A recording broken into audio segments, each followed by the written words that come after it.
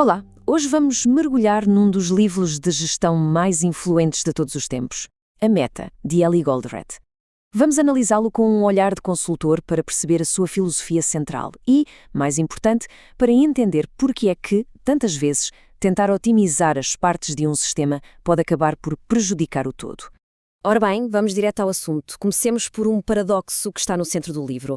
Imaginem o cenário. Uma fábrica onde toda a gente está ocupadíssima, todas as máquinas estão a funcionar no máximo, os indicadores de eficiência locais estão todos a verde e, no entanto, a fábrica está a perder dinheiro e a falhar os prazos de entrega. Como é que isto sequer é possível? É precisamente esta desconexão que a Meta se propõe a resolver. A história do livro acompanha o Alex Rogo, que é o gerente de uma fábrica à beira do colapso. Mas o ponto-chave aqui é percebermos que a situação dele não é um caso único ou um fracasso pessoal. É, na verdade, um diagnóstico extremamente comum em muitas empresas. É um sintoma de um problema bem mais fundo na forma como se pensa a gestão.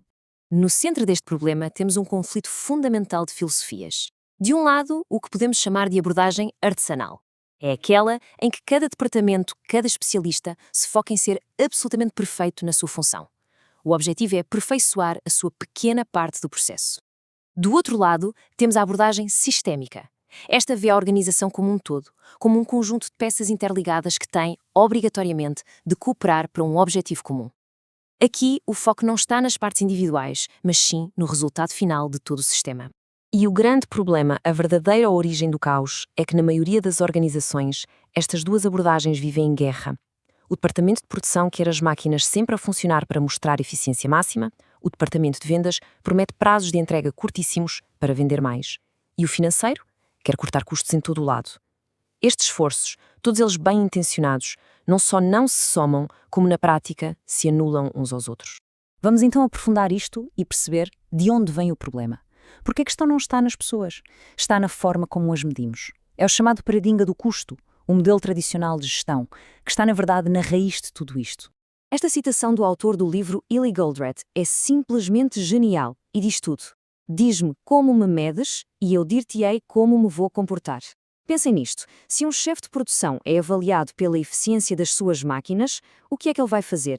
Vai ter as máquinas a trabalhar sem parar, mesmo que seja para produzir peças de que ninguém precisa naquele momento.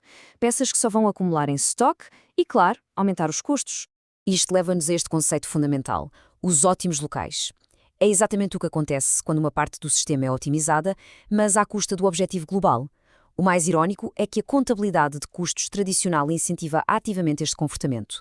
Força cada departamento a focar-se em minimizar o seu custo por unidade, ignorando completamente o impacto que isso tem no resto do sistema e, no final do dia, na capacidade da empresa de ganhar dinheiro. Portanto, a entrega-chave a reter é esta. A crença de que a soma das otimizações locais vai levar a uma otimização global, bem, isso é uma falha perigosíssima e fundamental no pensamento de gestão. É uma ilusão que leva a decisões que parecem brilhantes, vistas de dentro de um departamento, mas que são um desastre para a empresa como um todo. E é precisamente aqui que a Meta entra em cena e vira o jogo. O livro não se fica pela crítica, ele oferece uma revelação. Uma nova forma de pensar. É um guia prático para uma verdadeira mudança de paradigma, tudo graças ao seu autor, Ellie Goldratt. Mas, afinal, quem foi este homem? Ellie Goldratt não era um gestor convencional. Era um físico israelita que teve a genialidade de aplicar o método científico aos sistemas complexos que são as empresas. O seu livro, A Meta, não só vendeu mais de 10 milhões de cópias, como foi pioneiro num formato completamente novo, o romance de negócios. A revista Time considerou-o um dos 25 livros de gestão mais influentes da história. É mais importante, ele foi o criador da teoria das restrições. A sua filosofia, a teoria das restrições, ou TLC, parte de uma premissa que é, na verdade, desarmadamente simples. Todos os sistemas complexos, por mais caóticos que pareçam, têm uma simplicidade inerente. O segredo é encontrar o ponto certo onde fazer força. O que nos leva ao coração da solução. Em vez de tentarmos melhorar tudo ao mesmo tempo, a TOC ensina-nos a focar toda a nossa energia na única coisa que está a limitar o desempenho de todo o sistema. Ou seja, vamos gerir o elo mais fraco. A metáfora não podia ser mais clara e intuitiva. Uma organização é como uma corrente.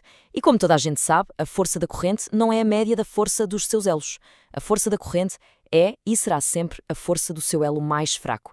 Tentar reforçar qualquer outro elo é literalmente uma perda de tempo e de recursos. Então, como é que se faz isto na prática? A TOC dá-nos um processo muito claro. Passo 1. Identificar a restrição do sistema, o tal L mais fraco. Onde é que o sistema está a emperrar? Passo 2. Explorar essa restrição. Isto significa espremer ao máximo o que ela consegue fazer com os recursos que já temos, sem gastar dinheiro. Garantir que nunca para e que só trabalha no que é realmente importante. E, finalmente, o passo 3, que é crucial, subordinar tudo o resto. Todas as outras partes do sistema têm de se alinhar e trabalhar ao ritmo da restrição para a apoiar. O resto da fábrica não pode produzir mais depressa do que o L mais fraco consegue processar. Simples.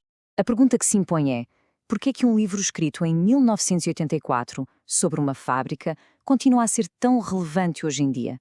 A resposta é simples, porque os problemas de fundo que ele aborda continuam a ser exatamente os mesmos em todo o tipo de organizações. A meta continua a ser absolutamente essencial porque ataca a lógica errada da contabilidade de custos tradicional que ainda domina muitas empresas. E os seus princípios não se aplicam só a fábricas, aplicam-se a qualquer sistema complexo, ao fluxo de doentes no hospital, ao desenvolvimento de software, à gestão de um projeto, qualquer coisa. Ele dá-nos um método claro para focar os esforços e muda o nosso objetivo. O objetivo deixa de ser a eficiência local e passa a ser o throughput global, ou seja, a velocidade a que o sistema gera dinheiro através das vendas. No fundo, prova que melhorar o fluxo é muito, mas muito mais importante do que a obsessão por cortar custos. E para terminar, a reflexão que fica é esta. Olhando para a nossa própria organização, para o sistema onde trabalhamos, qual é o único constrangimento, o único elo mais fraco que está a impedir o sistema de atingir a sua meta? Identificá-lo não é só o primeiro passo, é o passo mais importante para uma verdadeira transformação.